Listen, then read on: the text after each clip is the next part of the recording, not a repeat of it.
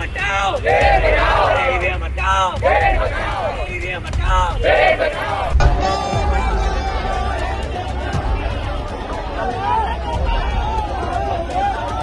कि इन्हें ईवीएम से ही हरा करके ईवीएम हटाएंगे। ये तस्वीर, ये भीड़ जो आप देख रहे हैं, ये शोर जो आप सुन रहे हैं, ये किसी पार्टी की रैली नहीं है। ये आक्रोश है देश की भोली भाली जनता का। हाथों में झंडे देखकर शायद आप यही कहेंगे कि ये तो किसी पार्टी द्वारा बुलाई गई भीड़ है। हाँ बिल्कुल, इसमें विपक्ष के लोग भी हैं और देश का एक एक आम नागरिक भी है जो अपने एक वोट की कीमत को आज समझ रहा है। तभी तो कड़ाके की ठंड में खुले आसमान के नीचे अपनी आवाज को उठाने निकल पड़ा है। सरकार से ये सवाल कर रहा है देश का हर एक नागरिक कि हमारे वोट की क्या कोई वैल्यू नहीं है। ये सभी लोग ईवीएम हटाने की मांग कर रहे हैं। आज हमें ईवीएम हटाने की मांग क्यों करनी पड़ रही? अगर ईमानदारी से कोई चुनाव होता तो शायद आज लोग ईवीएम को लेकर इस तरह से प्रदर्शन न कर रहे होते हैं। लेकिन कहीं ना कहीं कुछ तो गड़बड़ है, तभी आज सैलाब सड़कों पर उतरा है। जी हाँ, देश में इस वक्त ईवीएम का मुद्दा गरमाया हुआ है। लोकसभा चुनाव करीब है। राजनीतिक दलों के प्रचार प्रसार के शोरगुल के बीच ईवीएम को लेकर भी हो हल्ला मचा है।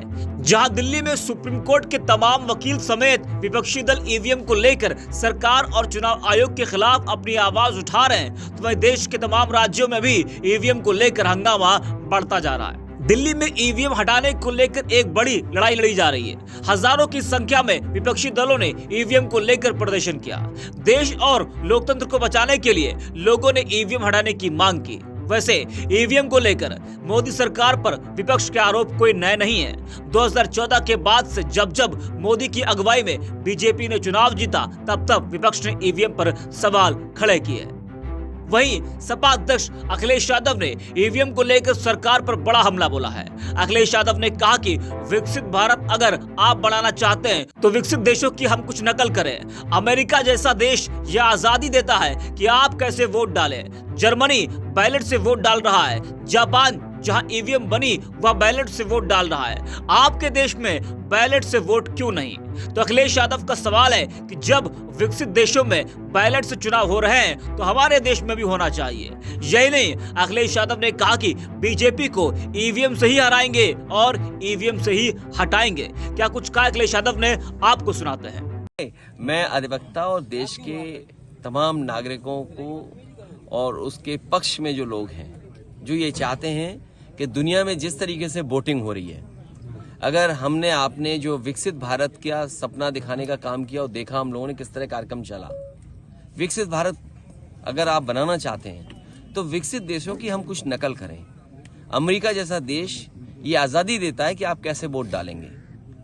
जर्मनी है वो बैलेट से वोट डाल रहा है। जापान जहाँ से ईवीएम बनी वो बैलेट से वोट डाल रहा है। यूरोप में तमाम जो विकसित देश हैं वो बैलेट से वोट पड़ रहा है वहाँ पर। आपके देश में बैलेट से वोट क्यों नहीं? ये लड़ाई लंबी है, 2024 के बाद भी चलेगी। और यहाँ तक कई देशों के कोर्ट्स ने, जो सुप्रीम कोर्ट हैं, जो सबसे प्रीमियर कोर्ट हैं, उनके सबसे ऊंचे कोर्ट हैं, उन तक ने ये कहा है कि अगर आप ईवीएम से वोटिंग कराते हैं तो वो अनकॉन्स्टिट्यूशनल है। अगर आप जर्मनी का पढ़ेंगे तो जर्मनी में ये कोर्ट ने कहा, उनके सबसे बड़े कोर्ट ने, कि अगर यहाँ पर वोट ईवीएम से पड़ेगा, इलेक्ट्रॉनिक मशीन से पड़ेगा, इसका मतलब ये है कि वो अनकॉन्स्टिट्यूशनल है। तो जर्मनी जैसा देश इस तरह की जो ईवीएम से वोट पड़ने की व्यवस्था उसके खिलाफ है, तो आप क्यों नहीं खिलाफ हैं?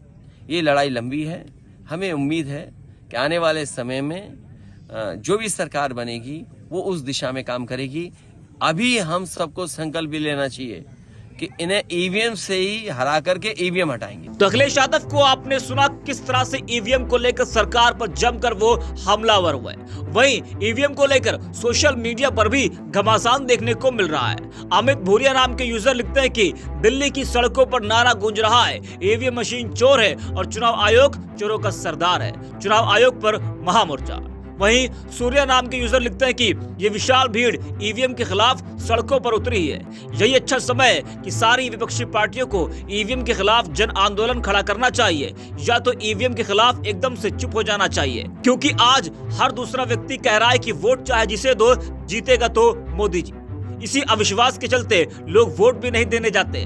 और अगर कल चंडीगढ़ वाली घटना देखें तो हम कह सकते हैं कि बीजेपी ईवीएम में भी छेड़छाड़ करती है। तो ईवीएम को लेकर सड़क से लेकर सोशल मीडिया तक तमाम लोग सवाल खड़े कर रहे हैं।